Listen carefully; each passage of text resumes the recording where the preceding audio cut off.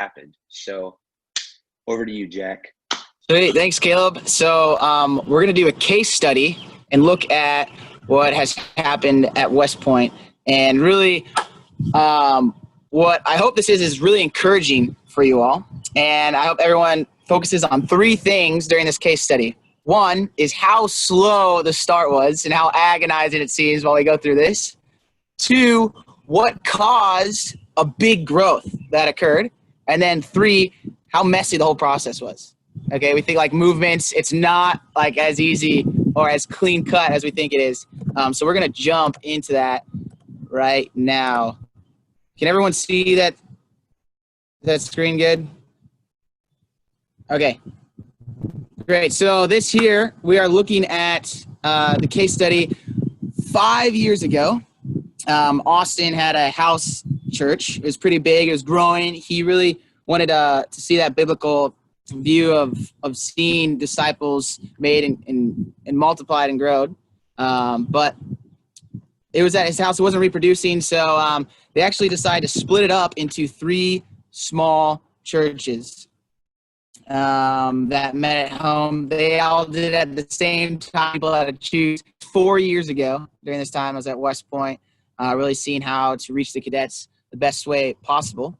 But what ended up happening was one of those fell through. One of the guys ended up leaving to India, but a man named Jim contacted Austin and shared with him the No Place Left kind of vision or principles or view on like what to do. And this was 3 years ago. And so this was the start of when West Point really decided to look into seeing No Place Left at West Point using the multiplication idea and strategy. And that was with Austin that God placed there. And it was really cool. There are two guys that Austin poured into, two guys named Micah and Jonah, who were cadets at West Point. And they ended up starting churches at the academy. That was 3 years ago. So, start out really well, started out going well. And then also Jonah began to disciple Nick and Micah, Isaac, and both Nick and Isaac started churches at the academy in the barracks. They call it barracks churches, really focused on deep discipleship and seeing people know Christ. That was 3 years ago. Then about 2.5 years ago, it's college. People graduate. Micah and Jonah, they left. So we gave them the blue X. And from that, Nick and Isaac moved up. Okay, so this is kind of getting a little weird. Just wait. And then Nick and Isaac, they were leading their own churches. But, man, we see that people have different giftings. And Nick and Isaac were gifted in different ways. And Nick was really good at helping a lot of people come to the Lord. And then Isaac was pouring deeply into them. They just had different giftings, and it wasn't going very well. And so they actually decided to bring their churches together, Nick and Isaac. And they kept going to Austin, getting discipled. That's why the double arrows, going back and learning, and so they can disciple others. And, man, 2.2 years ago, a little over 2 years ago, there isn't been much. Actually, there's less than there was before, and man, this seems like it's not going very well. But something that was really cool is during that time when Nick and Isaac and Austin were having an A-team, an accountability team, they decided to share the gospel with a guy who was crutching by, and that was me. And during that time, I ended up hearing really the gospel in person at the time when I was really, I guess, open to hearing, and I ended up giving my life to the Lord. And so I got picked up here, and the Lord saved me during this time. That was just really cool. But, it's still pretty slow, man, 2 years. But we saw Nick and Isaac, they started to pour into different guys who are on this call, like Caleb, who just spoke, Austin Fox, who's going to speak soon, another guy, John Shear, Steve. And man, it was hard to give them the vision. It's like 2 years ago from this time, there was more going on than there is now. And it was just really tough. The slow start, and it was agonizing. A lot of people were discouraged, and man, nobody was really sure what to do. And so a year and a half ago, though, Caleb and John started church. They kind of caught the vision, but there was something missing. There's something missing. So what Austin decided to do through some prayer and direction from the Lord was have a weekend retreat. So this weekend retreat, there's a lot of vision casting, but the main purpose of this retreat, I make it a big thing, okay? Because this was big in the impact that was happening. That's a huge star thing. The whole focus of this retreat was to know Jesus. was to know him deeply, just to have a really deep relationship with the Lord. And it wasn't even planned to talk about strategy or how to reach the academy. It ended up getting there once everyone was filled with the love and passion to know Christ. And so this is 1.5 years ago. Now, look what happened within the next semester. Whoa, that's a big explosion, right? How did that happen? Okay, so this was, 3 years ago, there was, for the past 3 years, nothing was really working. It was trying to start growing. Man, a few people caught the vision, but nothing was really working. Then they had that retreat, and that time was when God really called me into ministry too. That was after I left the academy. But anyway, people really caught the vision, the heart, the Father's heart, and we see just an explosion that, from the outflow of their heart, the love of God just spreads. And so we see all these churches like another guy, Jared Wigton, began to lead a church, and Caleb was kind of helping Austin Fox, but then Austin was going to Nick and Isaac, and these arrows are all weird. There's just it's decentralized. A lot of people just helping each other to grow, and these churches form at the academy. And it's just really interesting. It's hard to wrap your head around, but this allowed the Spirit to really flow, and a lot of things to happen. So over time, Nick and Isaac had to leave the academy, and then so boom, another big shift occurred. This was half a year ago.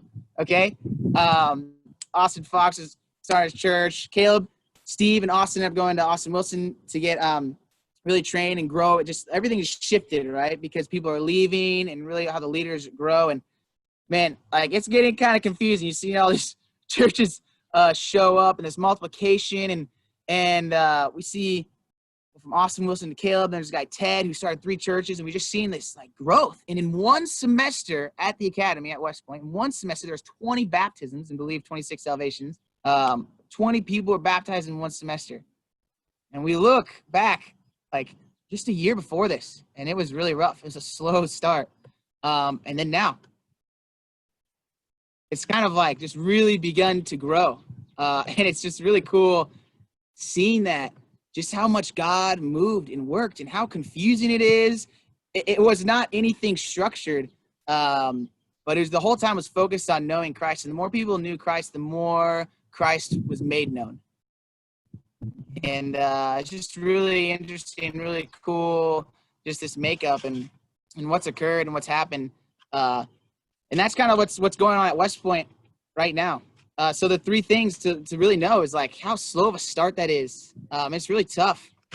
But the explosion that occurred was really from the weekend retreat of people really coming to know Christ. And that's the whole focus of making disciples, is helping people to know Christ.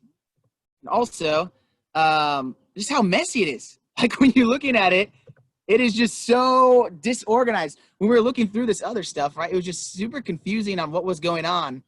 But the whole time, everyone was focused on knowing the Lord more. And through that, just an explosion occurred. And the amazing thing right now is this movement right now, if you were to take some of those churches out, what would stop it? It wouldn't stop. It's not dependent on any one person. It's decentralized. It's dependent on the Lord who never dies. And it's just really cool. But one thing that's amazing about colleges is the students, when they leave the college, they're still disciples of Christ. They're still going out and making disciples. And so this is what it looks like at West Point. And this, let me click here. This is an impact information of like what's continuing on from some people who are making disciples, right? There's a family that moved to India who's there long-term from everything that's going on. There's a couple who's going to Pakistan to live there, see movement. Nick, the guy before, is really seeing movement at Fort Benning. Also, Isaac, I forgot what post he's at, but he's doing like the same thing where he is in Fort Campbell, Fort Sill. Jackie knew Fort Sill.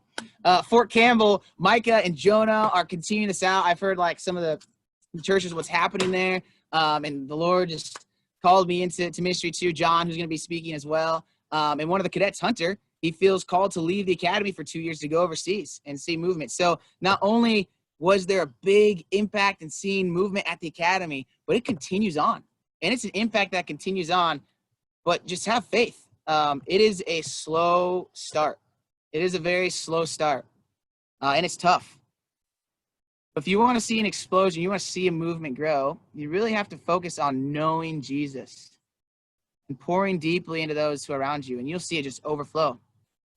Your mouth speaks when overflow your heart, and it's messy, guys. It is not as easy. It's not like symmetrical.